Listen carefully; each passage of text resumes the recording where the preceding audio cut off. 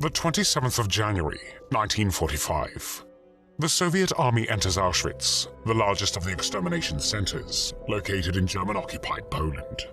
It is estimated that a minimum of 1.3 million people were deported to this camp between 1940 and 1945, and of these, at least 1.1 million were murdered. However, not all of its prisoners died. In this Nazi factory of horror, the Soviet soldiers liberate more than 7,000 surviving inmates who are mostly ill and dying, and some of them were subjected to cruel and painful pseudo-medical experiments performed by the most notorious of the Nazi doctors. His name is Josef Mengele. Josef Mengele was born on the 16th of March, 1911, in the Bavarian city of Günzburg, then part of the German Empire. Young Josef, the eldest son of Karl Mengele, a prosperous manufacturer of farming equipment, studied medicine and physical anthropology at several universities. In 1935, he earned a doctorate in physical anthropology from the University of Munich, and in 1936, he passed the state medical exams. In 1937, Mengele began working at the Institute for Hereditary Biology and Racial Hygiene in Frankfurt. There, he was an assistant to the director, Dr. Ottmar von Verschwer, who was a leading geneticist known for his research on twins. Under Verschwer's direction, Mengele completed an additional doctorate in 1938. Mengele did not actively support the Nazi Party before it came to power in January 1933. However, during his university studies, Mengele, as with the Nazi Party, embraced racial science, the false theory of biological racism. He believed that the Germans were biologically different from and superior to members of all the other races. Racial science was a fundamental tenet of Nazi ideology, which Hitler used to justify the forced sterilization of persons with certain physical or mental diseases or physical deformities. The 1935 Nuremberg race laws, which outlawed marriage between Germans and Jewish, Black or Romani peoples, were also based upon racial science. In 1938, Mengele joined the Nazi Party and SS. In his work as a scientist, he sought to support the Nazi goal of maintaining and increasing the supposed superiority of the German race.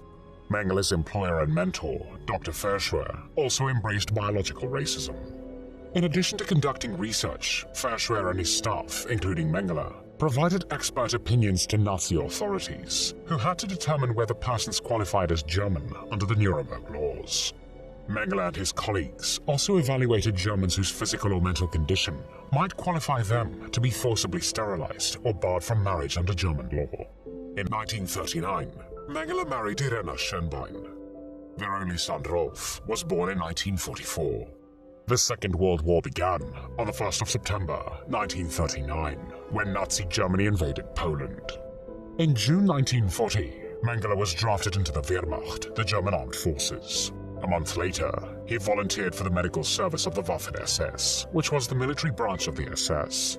At first, Mengele worked for the SS Race and Settlement Main Office in German-occupied Poland, where he evaluated the criteria and methods used by the SS to determine whether persons claiming to be of German descent were racially and physically suitable to qualify as Germans.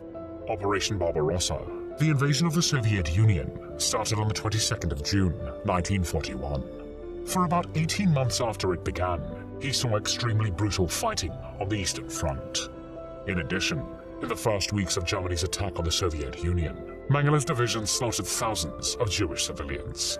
After Mengele rescued 2 German soldiers from a burning tank, he was decorated with the Iron Cross, both second and first class, and was promoted to SS Hauptsturmführer, which was the equivalent to the rank of SS Captain.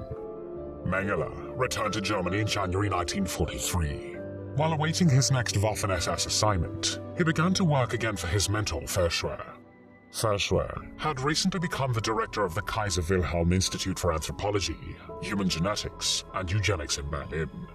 On the 30th of May, 1943, the SS assigned Mengele to Auschwitz, where he worked as one of the camp physicians at Auschwitz-Birkenau. There is some evidence that Mengele himself requested this assignment because of the opportunities it could provide for his research.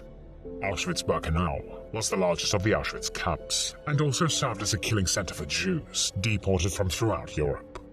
In addition to other duties, Mengele also had responsibility for Birkenau's so-called Gypsy family camp. Beginning in 1943, Nearly 21,000 Romani men, women and children were sent to Auschwitz and imprisoned in the Gypsy camp. When this family camp was liquidated on the 2nd of August 1944, Mengele participated in selecting the 2,893 Romani prisoners who were to be murdered in the Birkenau gas chambers. Shortly thereafter, he was appointed chief physician for Auschwitz-Birkenau, and in November 1944, he was assigned to the Birkenau Hospital for the SS. As part of their camp duties, medical staff at Auschwitz performed so-called selections. The purpose of the selections was to identify persons who are unable to work. The SS considered such persons as useless eaters, and therefore murdered them. When transports of Jews arrived at Birkenau, the camp medical personnel selected some of the able-bodied adults to perform forced labor in the concentration camp. Those not selected for labor, including children and older adults, were murdered in the gas chambers. All visibly pregnant women and mothers of babies and young children were sent to the gas chambers upon arrival. Mengele rationalized this as follows. When a Jewish child is born, or a woman comes to the camp with a child already, I don't know what to do with the child. I can't set the child free because there are no longer any Jews who live in freedom. I can't let the child stay in the camp because there are no facilities. That would enable the child to develop normally. It would not be humanitarian to send the child to ovens without permitting their mother to be there to witness the child's death. That is why I send the mother and the child to the gas ovens together. Josef Mengele was also alleged to have had an affair with the infamous Irma Gräser, one of the most hated and feared guards in the camp.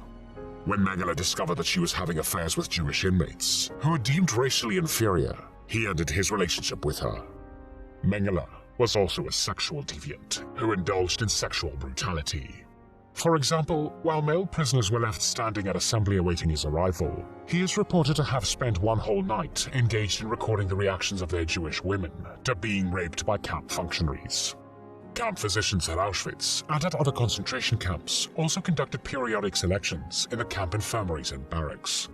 They conducted these selections in order to identify prisoners who were either injured or who had become too ill or weak to work. The SS used various methods to murder these prisoners, including lethal injections and gassing.